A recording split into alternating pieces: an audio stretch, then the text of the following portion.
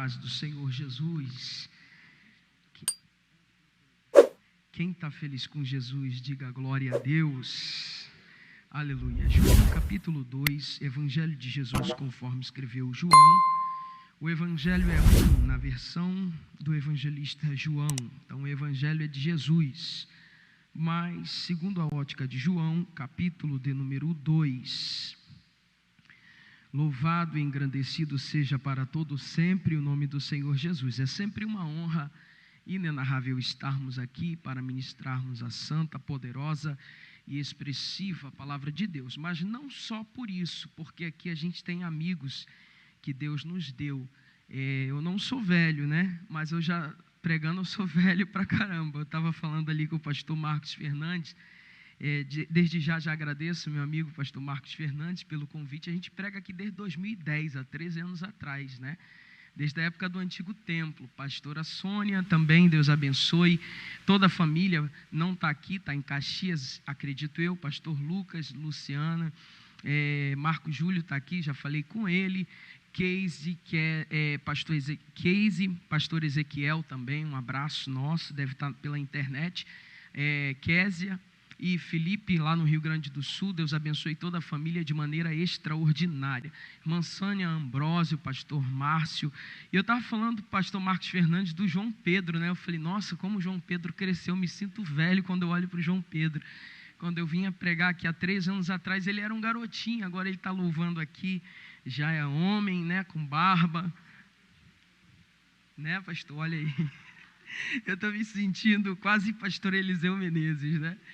Louvado seja Deus. Quem está feliz com Jesus, diga graças a Deus.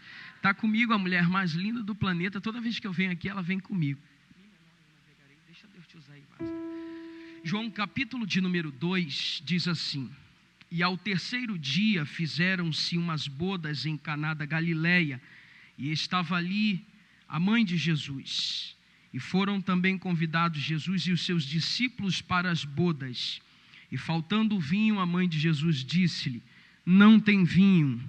E disse-lhe Jesus: Mulher, o que eu tenho contigo ainda não é chegada a minha hora. Você pode repetir o verso de número 4, a igreja, em uma só voz? 1, 2, 3. E disse-lhe Jesus: Mulher, o que eu tenho contigo ainda não é chegada a minha hora. Bendito Deus e eterno Pai, a palavra ela não é minha, ela é tua. E eu declaro agora, Senhor, no mundo espiritual, que toda mente seja cativa à tua palavra. Destrói toda a fortaleza da mente, faz o teu nome ser glorificado uma vez mais dentro desta casa. O teu Espírito tem total liberdade de ministrar-nos uma vez mais.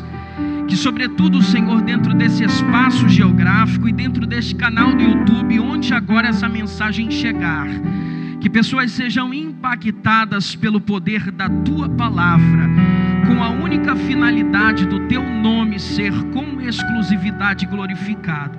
Me coloco nas tuas mãos como teu instrumento, Senhor. Da mesma forma que este microfone é um instrumento para mim, na noite de hoje eu quero ser um instrumento teu, para uma vez mais falar ao coração e ao espírito da tua noiva. Em nome de Jesus, amém. Toma o teu assento exaltando e bendizendo ao eterno.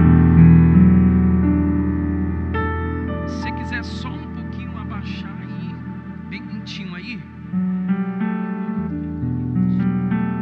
Irmãos, a teologia joanina, a teologia de João, diferente dos 3 primeiros evangelhos sinóticos, né, que nós chamamos de sinóticos, porque há uma sinergia, uma simbiose entre os 3 evangelhos, Mateus, Marcos, Lucas e João. Os 3 evangelistas, eles têm a preocupação de mostrar a humanidade de Jesus, a forma com que Jesus nasceu, a cidade com que Jesus nasceu, tudo o que acontece no nascimento de Jesus. João é o 4º e último evangelho a ser escrito já no final do 1º século da era cristã. Então a preocupação do evangelista João não é mostrar como seus 3 antecessores, Mateus, Marcos e Lucas, a humanidade de Jesus, como Jesus nasceu. Ele já está preocupado em mostrar que Jesus era o Verbo que estava com Deus e o Verbo que era o próprio Deus, aquele que vai penetrar na temporalidade, se fazer história, para acomodar a revelação divina à percepção humana. Essa é a preocupação de João. Por isso ele logo no prólogo do Evangelho, logo no primeiro capítulo e versículo 1, ele vai dizer: no princípio era o Verbo, e o Verbo estava com Deus. E ele faz questão de dizer: e o Verbo era o próprio Deus. E ele diz: ele estava no princípio, todas as coisas foram feitas por ele, e sem ele nada do que foi feito se fez. Interessante que no capítulo 14, versículo 1 e capítulo 1, versículo 14, ele diz que o Verbo se fez carne e habitou entre nós. E essa expressão grega, habitou, é eskenosen, que traz a ideia de tabernacular. O que João está querendo dizer? Ele é o Deus eterno que está na eternidade, coexistindo com o Pai. Mas ele faz questão de se esvaziar da sua glória e por 33 anos e meio tabernacular no meio de nós. O que era o tabernáculo no Antigo Testamento? Era o centro da adoração de todo o povo judeu. Era onde a kavod, a glória de Deus, descia para se manifestar. Toda a nação de Israel se reunia em torno do tabernáculo para ver a Shekinah da glória dele descer e encher a tenda da congregação. Era ali que Deus se manifestava. E João está usando uma linguagem semita para explicar que Cristo tabernaculou no meio de nós. Ele atrai a glória do Pai para o meio de nós. Tanto é que ele vai dizer: e vimos a sua glória como a glória do unigênito do Pai, cheio de graça e de verdade. João tem a preocupação de mostrar que Jesus existe muito antes do seu processo de encarnação, que a encarnação foi só uma forma de acomodar a linguagem eterna na nossa percepção humana. Verso 15, João, o evangelista está falando de João Batista, dizendo: e João Batista testificou dele, clamou dizendo: este é aquele de quem eu dizia. Ou seja, em Mateus ele diz: eu não sou digno de desatar as alparcas dos seus pés. O que vem depois de mim é antes de mim, porque foi primeiro do que eu. Você sabe, e eu sei que quando Maria, já grávida de Jesus, vai visitar Isabel, a Bíblia diz que Isabel já está grávida de 6 meses de idade. E quando Maria chega já grávida de Jesus, João já com 6 meses, era 6 meses mais velho que Jesus, ele é cheio do Espírito Santo desde o ventre. A criança se mexe desde o ventre. Então João, ele vem primeiro do que Jesus para pavimentar o caminho de Jesus e fazer uma pavimentação do ministério de Jesus. Então ele está dizendo aqui, João testificou dele, João Batista, dizendo: este era aquele que eu dizia, o que vem depois de mim é antes de mim. Ou seja, eu cheguei no cenário para construir o cenário de alguém que é antes de mim desde os tempos da eternidade. Eu tenho uma palavra de Deus para você. Ele está presente aqui. Quem já pode sentir a presença dele comigo? Capítulo 2 do Evangelho de João, João vai falar que Maria vai a um casamento. E Jesus também vai. A Bíblia diz que os convidados vão com ele. Onde Jesus andava uma tropa com ele. Então vai Jesus para o casamento, seus 12 discípulos e Maria. E diferente do nosso casamento aqui na região ocidental, se hoje um casal vai casar, não é verdade? E uma noite de festa já gasta absurdos horrores, que dirá na cultura judaica que eram por 7 dias consecutivos. Então a Bíblia diz que o vinho já começa a acabar. E a Bíblia diz que a mãe de Jesus chega para Jesus e diz assim: Jesus, o vinho está acabando. E Jesus, ele percebe a intenção de Maria. Ele percebe que Maria sabia que Jesus poderia fazer algo para socorrer o casal. Então ele vai dizer assim: mulher, o que eu tenho contigo ainda não é chegada a minha hora. Olha isso aqui, presta atenção. Jesus, o Verbo encarnado, aquele que preexiste e coexiste com o Pai desde os tempos da eternidade, aquele que é Senhor do tempo, aquele que é eterno, que não cabia na nossa dimensão e espaço-tempo, aquele que não dá para mensurarmos menos a sua deidade, a sua idade de vida e a sua divindade. Não tem como, com a nossa percepção humana, subirmos o nível para tentar entender o que é a eternidade de Deus. Aquele que Isaías vai dizer: o seu nome será maravilhoso, conselheiro, Deus forte, Pai da eternidade. Se a eternidade é algo que não tem início nem fim, e Ele é Pai da eternidade, o que Isaías, numa linguagem simbólica, está dizendo é que Ele é mais antigo do que aquilo que não tem início nem fim. Oh, aleluia! Esse que é transcendente. O que significa transcendente? Que transcende a nossa realidade física, que está para além da nossa dimensão espaço-tempo. Ele penetra a temporalidade e Ele vai dizer: mulher, o que eu tenho contigo ainda não é chegada a minha hora. Entende o que é isso aqui? Aquele que é Senhor do tempo. Que João, para tentar acomodar a revelação bíblica à nossa linguagem, vai dizer lá em Apocalipse: Ele é o alfa, a primeira letra do alfabeto grego, e o ômega, Ele é o princípio e o fim. Ele já viu o início e o final de toda a história, de todo o tempo do seu ministério terreno, que começa com 30 anos de idade. Jesus se submeteu ao tempo estabelecido pelo Pai. E aí, é aqui que eu quero começar a pregar para vocês hoje. Quantas vezes a gente se acha o bambambam e diz: Senhor, quanto que o Senhor vai fazer aquilo que o Senhor se prometeu na minha vida? O Senhor disse que tem um ministério, o Senhor disse que tem isso, o Senhor disse que tem aquilo, já não aguento mais esperar. Eu estou te dando um exemplo do Senhor do tempo se submetendo ao tempo que o Pai estabeleceu. Você pegou isso aqui que eu estou falando para você? Gente, essa questão do tempo é algo incrível. Um astrofísico chamado Albert Einstein, todo mundo aqui já deve ter escutado falar. Se você dar um Google aí, você vai ver a carinha de louco que ele tem. Ele tem uma teoria, pastor Marcos Fernandes, chamada teoria da relatividade. E o que o Einstein defende nessa teoria? Ele diz que o tempo não é algo absoluto. Ele diz que o tempo é relativo e está condicionado à questão do espaço. De maneira que o tempo, ele passa aqui na Terra, pastor Marcos Fernandes, de uma forma muito diferente do que no espaço. Por exemplo, aqui o tempo é mais lento por causa da força da gravidade. Tudo aqui embaixo na Terra é muito pesado. No espaço passa muito mais acelerado. O mesmo tempo, a sensação é que passa mais acelerado. E ele dá uma ideia. Por exemplo, vou ilustrar uma ideia aqui para você tentar entender a ideia dele de espaço e tempo. Que para ele espaço e tempo está relacionado e não se separa, mas não é algo absoluto. O tempo no espaço se mede de uma forma, e o tempo aqui na Terra se mede de outra totalmente diferente. Por exemplo, se a gente pegar dois irmãos gêmeos de 10 anos de idade, deixar um na Terra, são gêmeos, nasceram quase que na mesma hora, mandar um para o espaço, passarem-se 30 anos depois os dois tinham 10 anos, agora estão com 40. Quando você trouxer o que foi para o espaço, para a Terra, todos eles viveram 30 anos, só que um na Terra e o outro no espaço. O que foi para o espaço, ele não sentiu o peso dos 30 anos como que ficou na Terra. Para ele é como se tivesse passado muito mais rápido. Tem até um filme chamado Interestelar que mostra essa teoria do Albert Einstein. Então aqui na Terra, a ideia de tempo ela é muito mais lenta, ela é muito mais devagar. E quando Albert Einstein vai falar isso no início do século 20, a Bíblia já falava disso há muito tempo. No Salmo de número 90 diz que 1000 anos para Deus é como a madrugada que se passou. Então Einstein não está descobrindo nada, a Bíblia já falava disso há muito tempo.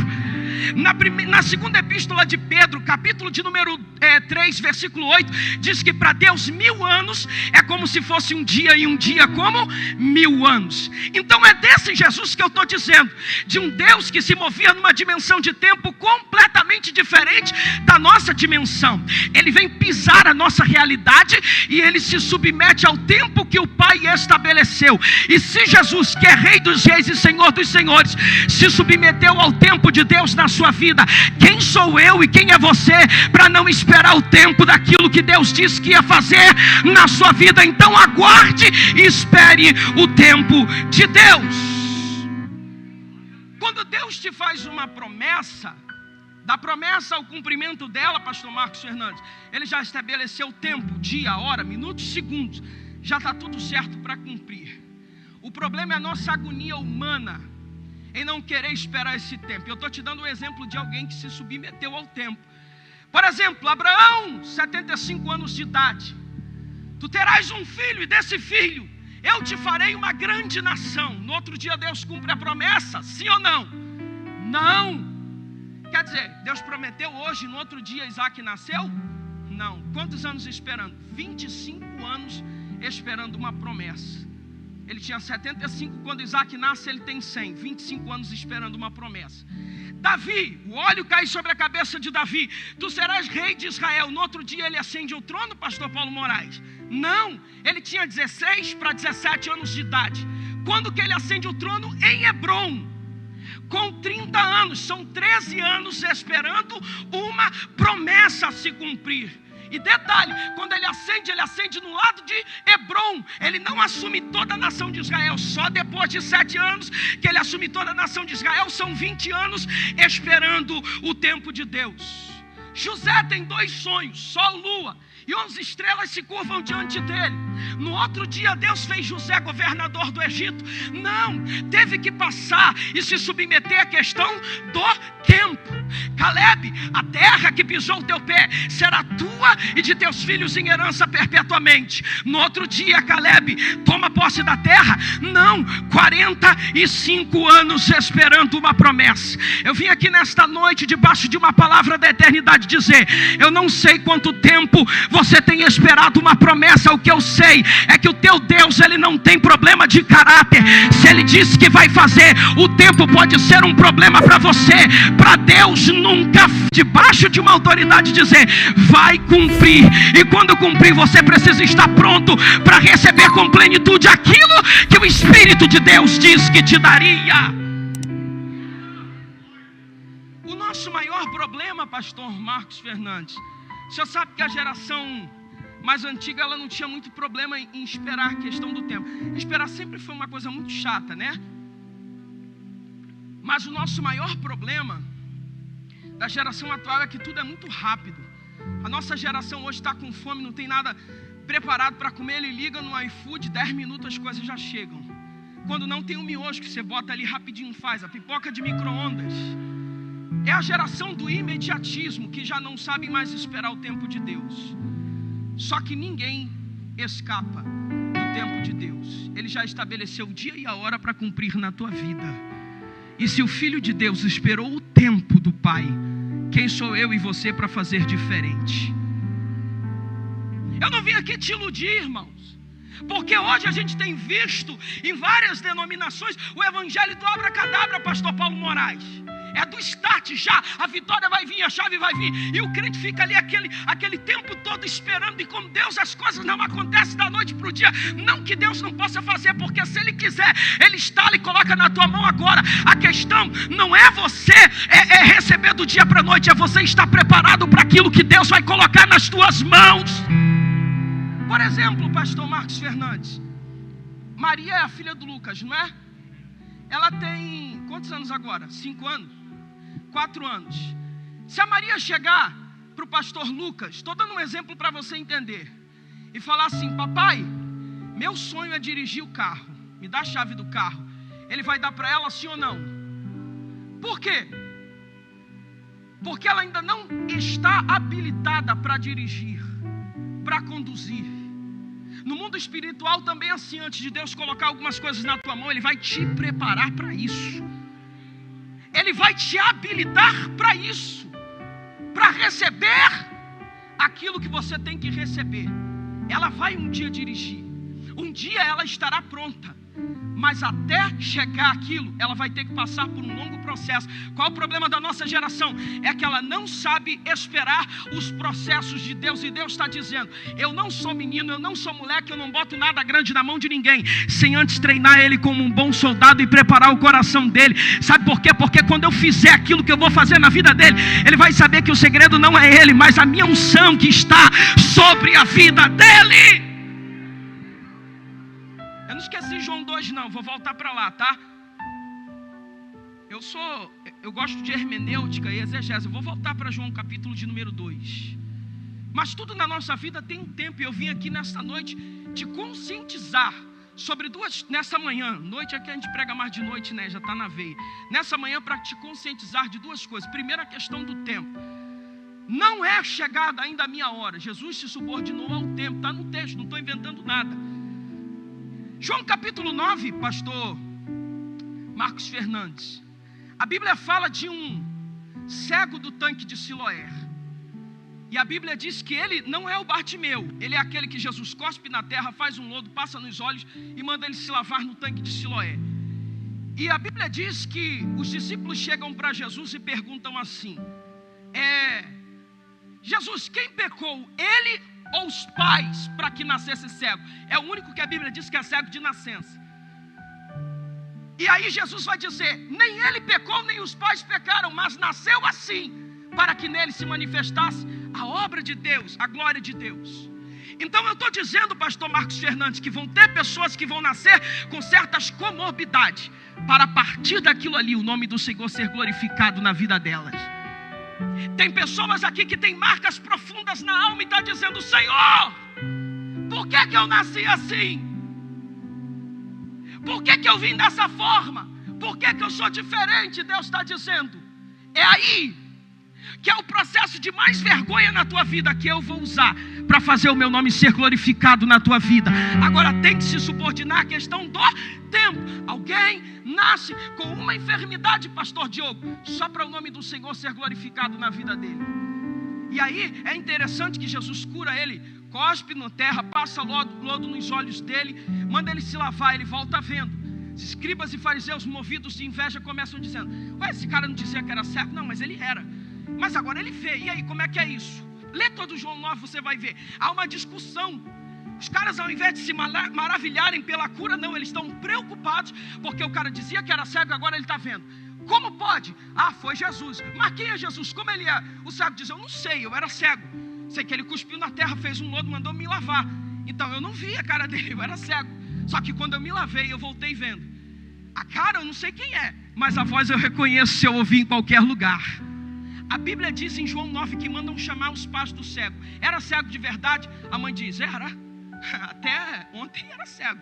Mas e agora como ele vê? Não sei. Aí ela diz assim: ele tem idade, pergunta para ele. A idade na cultura judaica, a maioridade na cultura judaica não era os 18 como na cultura ocidental. Naquela época era os 30 anos de idade. Então esse homem espera mais de 30 anos. O texto não fala, mas para receber uma cura. Jesus já tem um dia certo e a hora certa para entregar coisa grande na tua vida, mas você precisa estar pronto para o tempo de Deus. Primeira questão que eu quero acentuar no texto: ainda não é chegada a minha hora. Aprenda a passar pelo processo e esperar o tempo de Deus. Esse é o primeiro detalhe que eu acentuo no texto. O outro detalhe é que os nubentes, volto para João capítulo de número 2, os nubentes vão convidar para a festa Maria, a mãe de Jesus, e vão convidar Jesus e os discípulos. E a Bíblia diz que em João, esse é o primeiro sinal que Jesus vai fazer. Em outras palavras, o ministério de Jesus ainda não estava gritante, evidente, não havia ganhado notoriedade, mas eles colocaram gente crente dentro do casamento deles. Isso aqui é importante. Quando você traz para a sua vida, quando você traz para os seus sonhos, quando você traz para os seus projetos pessoas que são de Deus. Vão existir momentos na tua vida que você vai entrar em situações que sozinho não tem como sair. Você vai precisar da ajuda de alguém. E o quanto é importante você ter um intercessor dentro da tua vida, te ajudando ali. Não é gente que vai saber do teu problema e vai sair fazendo fofoca. Imagina se Maria fosse uma fofoqueira. Ela ia chegar e falando: gente, tem uma notícia para falar para vocês. O vinho está acabando, vai dar vexame, porque fofoqueiro gosta de fazer isso. Mas não, quando Maria percebeu o problema que iria se instaurar dentro do casamento, sem que os nubentes soubessem, pastor Marcos Fernandes, a Bíblia diz que ela foi em quem podia resolver. Se junte com gente que na hora da crise vai interceder por você. Talvez tenham pessoas que você nem saibam, mas no momento da tua adversidade está dizendo: Senhor, eu sei que se acontecer vai ser vergonha para a casa deles, para o casamento deles, mas entra com providência, o Senhor pode resolver.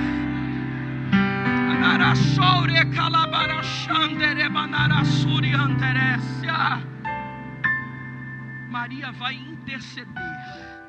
E aqui o terceiro ponto que eu quero ressaltar em João capítulo 2. Primeiro, saber esperar o tempo. Segundo, junte-se com pessoas que estão perto de Deus e podem interceder por você. Terceiro ponto, e o mais importante: a intercessão, ela muda decretos.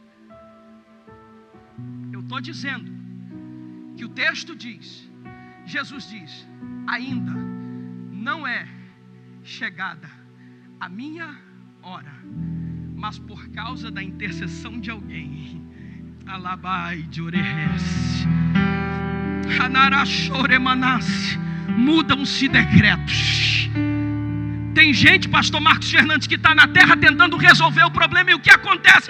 Roda, roda, roda e não sai do lugar. Deus está dizendo para você nesta manhã: não é no grito, não é no tapa, não é no teu poder de argumentação. O que a terra não pode resolver, leva para a eternidade, porque Deus muda decretos.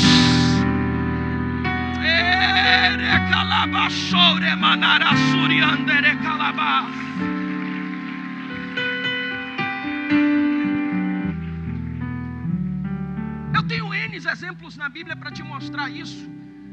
Deus ia fazer assim, mas por causa do poder de uma intercessão, Deus mudou o decreto. Deus dizia ser isso, mas porque tem um justo orando, a oração do justo pode muito em seus efeitos. Deus está irritado com a nação de Israel e disse para Moisés: eu vou destruir geral. Eu vou passar o carro, vou acabar com todo mundo e a partir de ti faço uma nova nação. Deus disse: faz não. Aí Moisés diz: não, Senhor. O que é que vão dizer? O poder de uma intercessão. Deus nesta última hora precisa de homens e mulheres que se coloquem na brecha para interceder por alguém. E dizer: Senhor, eu sei que o teu decreto é isso, mas pelo poder da intercessão, eu estou vindo aqui interceder por tal causa. E Deus muda decretos.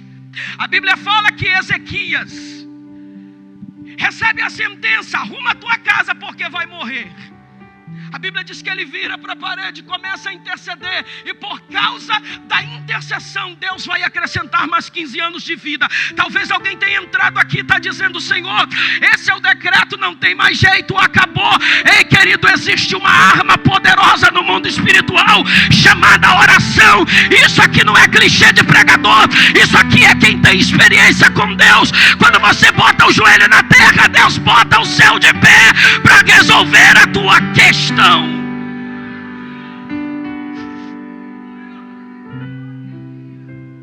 Tem gente que está doido para ver o bicho pegar fogo, pastor Marcos Fernandes. A Bíblia fala que Maria percebeu, mas talvez alguém estivesse percebendo. No começo estava vindo as taças cheias de vinho, mas agora eu estou percebendo que está vindo 3 dedinhos de vinho. O vinho está acabando. Eita, vai passar vergonha. Tem gente que jurava que depois da pandemia tua casa ia quebrar.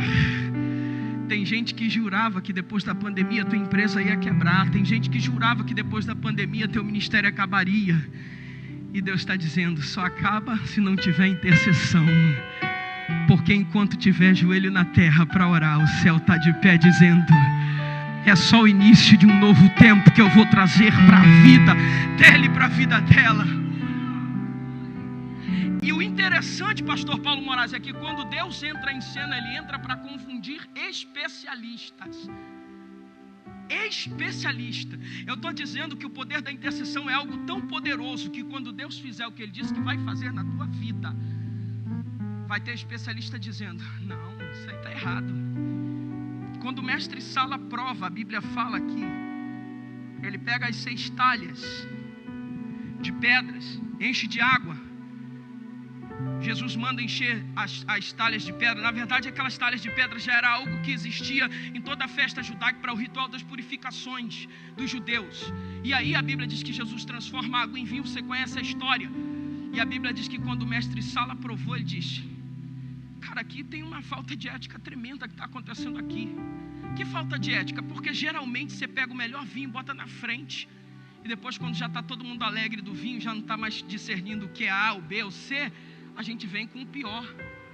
Mas o que eu percebo aqui é que o melhor veio depois. Deixa eu aplicar algo para você hoje aqui.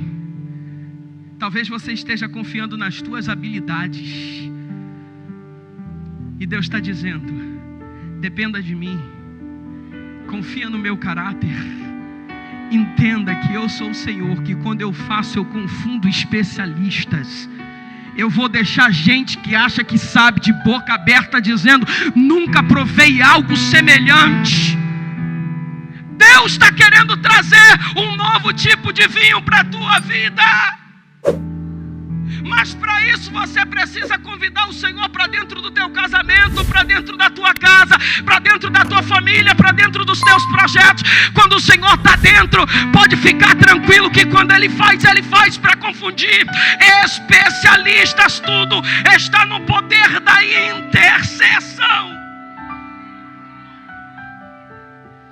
É o poder da intercessão, irmão, faz coisas extraordinárias.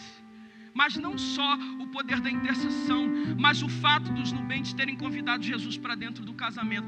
Às vezes você começa um projeto, tem gente que está aqui me ouvindo aqui presencialmente na internet dizendo: Senhor, eu estou cansado, eu só dou cabeçada na vida, todos os meus projetos dão errado, tudo que eu empreendo dá errado, tudo que eu digo que vou fazer nunca vai para frente, nunca anda. Por quê? Porque tu está confiando nas tuas habilidades, enquanto estiverem as tuas habilidades serão coisas ordinárias, mas quando você colocar Jesus na frente do projeto, tem coisa extraordinária chegando para a tua vida. Isso aqui, irmão, serve para qualquer tipo de área na vida, seja na área profissional, seja na área ministerial. Eu faço isso porque eu confio nas minhas habilidades, eu me preparei para isso. Irmão, isso aí é algo supérfluo. Por que eu gosto de Davi? Por que eu amo a personagem de Davi na Bíblia? Porque ele era um rei militar, preparado na guerra. Ele sabia, por exemplo, que os montes eram um lugar no campo militar, na visão militar, de vantagem. Ele sabia que quem estava em cima tinha mais visibilidade. Naquela época não existia arma de fogo, míssil, bomba nuclear, então era na espada. Então quem está em cima tem muito mais vantagem do que quem está embaixo. Na guerra quem sobe cansa e tem pouca visibilidade quem está em cima. Na guerra quem está em cima de espada, arco, tem mais visibilidade quem está embaixo. Então quem está em cima tem mais vantagem, quem está embaixo desvantagem. Aí ele diz assim: elevo os meus olhos para os montes, de onde me virá o socorro? Humanamente falando, o monte é o lugar de vantagem e embaixo é o lugar de desvantagem, mas o meu socorro, a minha garantia de vitória nunca esteve nos montes. O meu socorro vem do Senhor que fez os céus e a terra. O que isso significa, Eliade? Que não tem a ver com as minhas habilidades, tem a ver com a dependência que eu tenho nele. Quanto mais dependente eu for da presença do Senhor, mais preparado para viver coisas extraordinárias na minha vida eu vou viver. Uns confiam em carros, outros em cavalos. Porque a linguagem militar, quem tem mais carro e cavalo na guerra tem mais vantagem, pastor Paulo Moraes. Mas nossa garantia não está nos carros nem nos cavalos. Nós faremos menção do nome do Senhor. Golias, tu vens a mim com espada e com lança, eu vou a ti com funda. Foi isso que ele disse? Não, a funda é só um instrumentozinho, porque Deus vai te usar naquilo que tu é bom. Eu vou a ti e vou revelar o segredo da minha vitória antes de botar a tua cabeça dentro do arraial de Israel. Eu vou a ti em nome do Senhor dos Exércitos. Ainda hoje eu vou arrancar a tua cabeça e vou dar às aves dos céus, animais do campo. Você entende que não tem a ver com você? Você entende que não tem a ver com as tuas habilidades? Tem a ver com a questão da dependência. É colocar o Senhor no centro das tuas decisões, é colocar o Senhor no centro da tua vida. Quando você fizer isso, colocar o Senhor no centro da tua vida: Senhor, eu não sei o que vou fazer, mas eu não vou dar um passo nem para frente, nem para trás, nem para a direita, nem para a esquerda, se o Senhor não me dirigir, se o Senhor não me orientar. Pode esperar, porque vai vir coisas grandes e extraordinárias da parte de Deus para a tua vida. Mas por que hoje a nossa geração tem andado frustrada, pastor Marcos Fernandes? Porque não tem colocado, submetido as suas decisões ao altar do Senhor. Chama para dentro do teu casamento quem pode resolver. Chama para dentro do teu ministério quem pode resolver. A nossa geração hoje, pastor Marcos Fernandes, é que eu estou englobando geral. Não estou falando de uma igreja específica, porque a mensagem está na internet. Eu sei que tem gente de outras igrejas, denominações ouvindo. O problema da nossa geração hoje é que ela está muito egocêntrica. Fez isso, não gostei, tem 300 igrejas para eu ir. Mas Deus te direcionou? Não. Então vai ser mais um lugar que tu vai para quebrar cara. Porque o problema não está no lugar, está aqui, ó, no ego. Não submete mais tuas decisões ao altar do Senhor. Não chora mais no altar do Senhor. Não gasta mais tempo no altar do Senhor. Quando tudo que Deus está é com saudade da tua voz no altar, dizendo: vem, filho, é aqui que está o direcionamento. É aqui que está os anos de respostas que você espera. Roda, roda, roda e não sai do lugar. É aqui no meu altar que eu quero te mostrar o que, humanamente falando, na terra tu não consegue ver e enxergar. Aquilo que o olho não viu, o ouvido não ouviu e não subiu ao coração do homem, é aquilo que o Senhor preparou para os que o amam. Desse texto que você vai ver que Paulo não está falando de céu, não. Ele está falando de mistérios que Deus revela para nós aqui na terra. É aqui que está a diferença do crente espiritual para o carnal. O carnal sai atropelando tudo. Agora o espiritual não. Todo mundo fala para ele: cara, faz isso. Cara, esse é o caminho. Será que você não está vendo? Ele está no espírito dele dizendo: não vou dar um passo sem que o Senhor me dirija. Não vou para a direita nem para a esquerda sem que o Senhor me dirija. Mas fulano vai, fulano foi, Beltrano foi e se deu bem. Deus está dizendo: eu te dei direcionamento para ir? Não, então fica até a minha direção. Bota ele no centro do teu casamento, irmão. Bota ele no centro dos teus projetos. E você pode ter certeza absoluta que quando chegar o tempo, vai ter especialistas surpresos com aquilo que ele vai fazer na tua vida. Pastor Marcos Fernandes, tem gente que quer os seus resultados, mas não quer passar pelos seus processos. Meu papaizinho do coração, pastor Eliseu Menezes de Oliveira, 94 anos de idade, ele sempre disse uma frase que eu guardo para mim: quer chegar onde eu cheguei, passo por onde eu passei. Quer o que eu quis, faço o que eu fiz. Eu olho para o ministério dele e falo: meu Deus, está muito longe, né?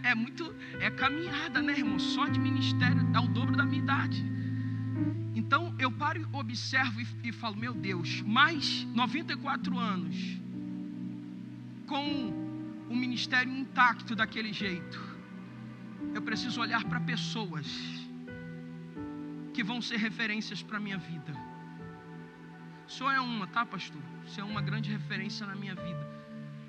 Pastor Eliseu, olhe para pessoas que você sabe que não chegaram ali por acaso, que passaram pelo processo do tempo, que se aliançaram com pessoas de Deus,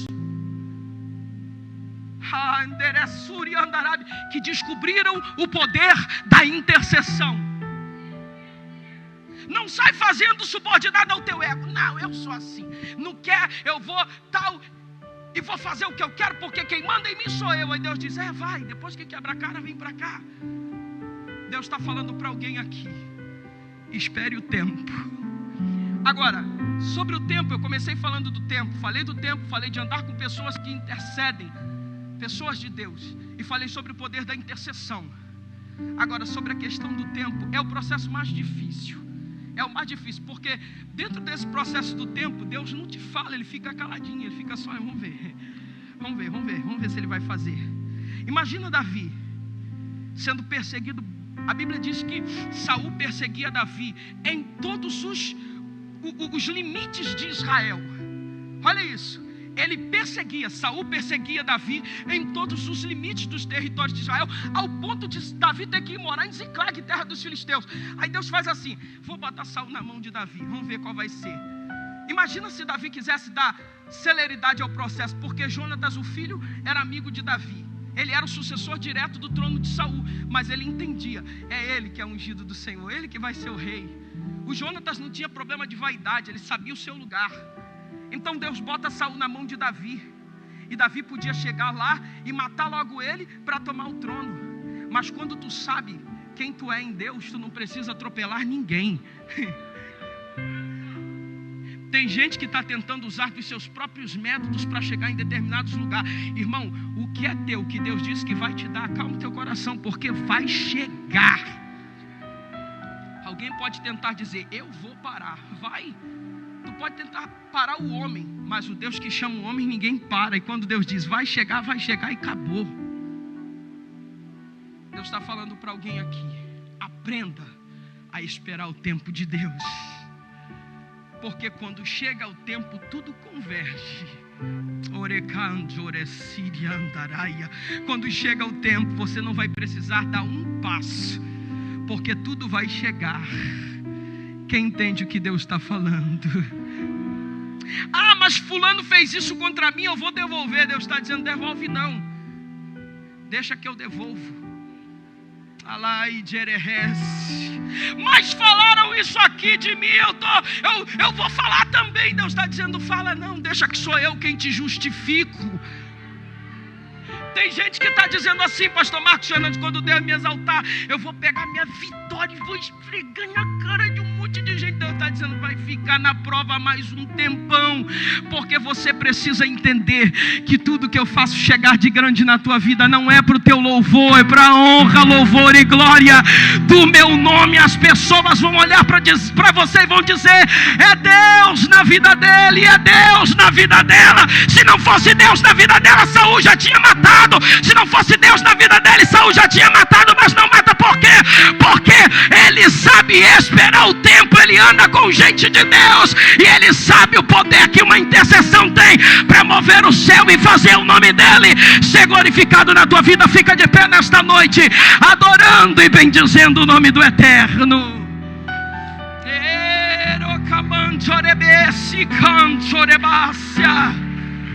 Cadê o ministério de louvor? Meu Deus, é manhã, né, irmão? Geralmente, domingo de manhã, vai mais crente para a igreja, né?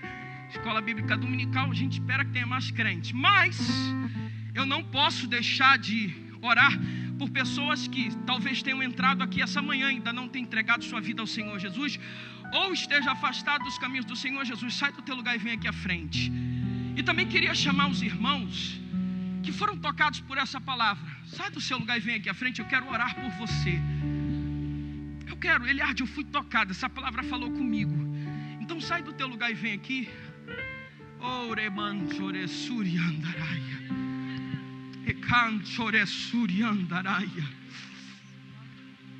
A gente está vivendo uma geração, irmãos, que tem muita gente querendo ascender, né, chegar a determinadas posições, e são capazes de tudo para chegar em determinados lugares, porque estão vendo A, B, C chegando. Estão dizendo, não, ele foi, também vou, ela foi, eu também vou, ele chegou, também vou chegar.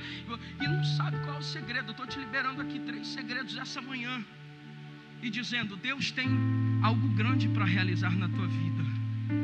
Deus tem algo extraordinário para realizar na tua vida, mas você precisa se submeter ao processo. Não é fácil, irmão. Quer ver? Vou te dar um exemplo. Quero ser um advogado. Entro na faculdade hoje, no outro dia já saio formado, sim ou não? Não, passar 5 aninhos estudando direito. Quero ser um psicólogo, entro num dia, no outro dia já saio formado, sim ou não? Não, tem que passar pelo processo. O que tu não entendes, e eu vou liberar isso aqui para você hoje, é que cada detalhe da tua vida e da tua existência faz parte de uma pedagogia de Deus te preparando para algo grande que está para chegar. Cada detalhezinho da tua vida vai servir como um testemunho para edificar vidas. Eu estava dando aula numa turma de teologia presencial que a gente tem lá em Jardim Olimpo, depois de Santa Cruz da Serra. Ontem mesmo eu estava falando com eles no grupo. Eu falei assim, tudo que a gente vive, que no passado o pastor Marcos Fernandes fez a gente chorar, hoje a gente ri. E aí, loucamente, de uma forma louca, a gente lembra e entende aquilo que Davi disse: foi-me bom ter sido afligido. Todas as aflições fazem parte de uma construção de Deus na tua vida.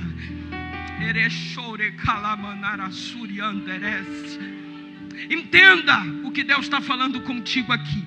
Tudo faz parte. E talvez hoje vocês não consigam compreender, mas no futuro vocês vão me entender. Sabe por quê? Porque quando Deus colocar você no lugar que Ele quer, você vai abrir a boca e não vai sair só teoria, vai vir com peso da experiência. Então experiências, sejam positivas ou negativas, elas são pedagógicas, fazem parte do processo de Deus na tua construção ministerial como ser humano e como instrumento que Deus vai usar para alcançar uma geração. Feche os olhos, bota a mão no teu coração. Bendito Deus e eterno Pai, a palavra não é minha, ela é tua. E eu ministro nesta noite como profeta dessa geração. Essa geração pertence ao Senhor Jesus. Com cada um deles aqui tu tratas de forma diferente. Pai, eu coloco nas tuas mãos. Oh Senhor, tu conheces o chamado de cada um deles. Tu conheces o propósito de cada um deles. Tu penetras, Senhor, no mais profundo do coração deles e sabe aquilo que cada um deles tem colocado diante do teu altar. Muitos deles estão na posição de espera por muito tempo, dizendo: quando, Senhor? Quando chega? Quando vai chegar? Espírito Santo de Deus, e eu tenho te clamado por essa geração. Ensina-nos debaixo de uma glória, debaixo da tua presença, a não sairmos da tua vontade. Nos dá direcionamento como tu nos destes hoje por intermédio desta palavra, e leva essa geração para um outro nível, leva essa geração para um outro patamar. Faz essa geração começar a experimentar aquilo que o olho ainda não viu, que o ouvido ainda não ouviu e que não subiu ao coração dos homens. Faz eles experimentarem algo grandioso e glorioso da tua parte. É o que eu te peço, te louvo e te agradeço em nome de Jesus. Diga para quem está do seu lado: o segredo não é você, mas quem está sobre você. Repita para não esquecer: o segredo não é você, mas quem está sobre você. Aqui está o segredo de toda e qualquer vitória. Não é te glorificar, é glorificar o nome dele. Jesus fez um milagre, transformou água em vinho, evitou um vexame. Mas foi para a glória dos nubentes? Não, Deus preservou eles de uma vergonha. Mas a glória foi para o nome do Senhor Jesus, que um dos evangelistas documentou o milagre. Porque tudo tem que ser para a glória dele. Quando Ana queria um filho, ela desejou e Deus não deu para ela um filho. Quando ela alinhou o propósito dela ao propósito do Senhor, dizendo: se o Senhor me der, eu te devolvo. Aí Deus diz: agora você entendeu o que eu quero, porque tu quer um filho e eu quero o maior profeta desse tempo. A casa de Eli está toda arrebentada, eu quero um profeta. Tu está dizendo: quero um filho, e tu está me entregando ele. É ele que eu vou te dar. Quando José era o mimadinho da casa do Jacó, dizendo: eita, papai gosta de mim, eu tenho a túnica de 7 cores. Deus diz: vai pro Egito até aprender que o segredo não é você. Aí lá no final, quando José vai se revelar para os seus irmãos, ele diz: ei, não foram vocês quem me mandaram pro Egito. Vocês acham que foi, mas foi Deus. E ele vai revelar o propósito, a fim de preservar a semente de Abraão, de Isaac e de Jacó, de uma fome que vai assolar a terra. Deus vai fazer uma judia ser rainha da Pérsia. Não existe isso, irmão, de uma judia reinar sobre o império da Pérsia. Mas Deus vai fazer ela ascender o trono. E quando Esther acha que é por causa da beleza dela, quando Esther acha que é por causa dos atributos pessoais dela, o tio dela vai botar o pé no chão e dizer: quem sabe se para um tempo como esse o Senhor não te fez ascender o trono. Quando Deus coloca Esther no trono, Ele está preservando a semente de Abraão, Isaac e Jacó, de um genocida chamado Amã, que determinaria no seu coração: eu vou dizimar o povo judeu. Deus diz: vai não, porque eu botei uma judia, uma arma secreta minha no império da Pérsia, para dizer: aqui não.